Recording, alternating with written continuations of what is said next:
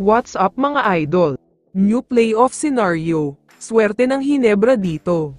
Pero bago mo sana ipagpatuloy ang panonood mo, ay huwag mong kalimutan na mag-subscribe bilang suporta sa aking YouTube channel. Maraming salamat idol.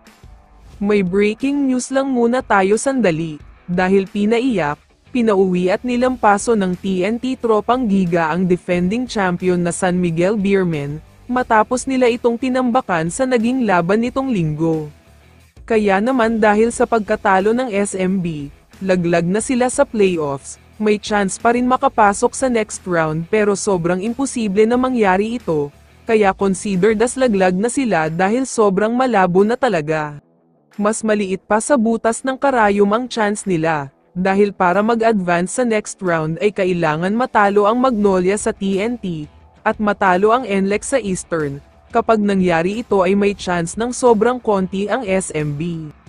Wala na sa kamay nila ang kapalaran nila ngayong conference, pero pati ang mga commentators ay sinasabing imposible na daw na makakapasok pa sila sa playoffs, kaya mukhang paalam na sa championship title nila.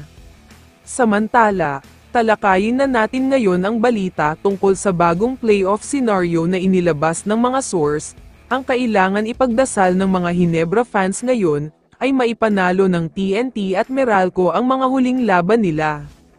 Dapat ay manalo ang TNT sa last game nila kontra sa Magnolia, at ang Meralco naman ay manalo sa Hinebra at Magnolia din. Kapag nangyari ito ay mapupunta sa number 6 ang Hinebra, at magaan na match-up ang mangyayari. Ang makakaharap kasi nila ay ang Northport Batang Pier na mapupunta sa number 3 ng standings. Ibig sabihin niyan ay best of 3 ang mangyayari sa kanila, ito na siguro ang pinakamadaling makakaharap nila.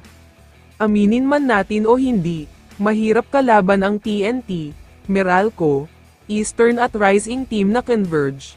Halos lahat yan ay tinalo ang Hinebra, natalo din naman sa Northport pero wala pa masyadong experience ang mga ito sa playoffs.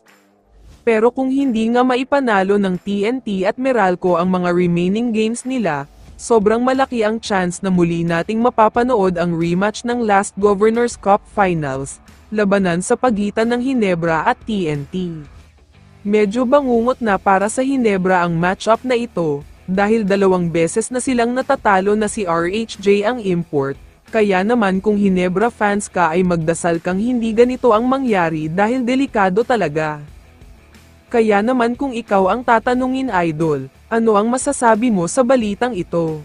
I-comment mo naman ang sagot mo sa tanong na ito. So dito na nagtatapos ang video na ito. Maraming salamat sa pagsuporta at panonood mga idol. Ingat at bye-bye.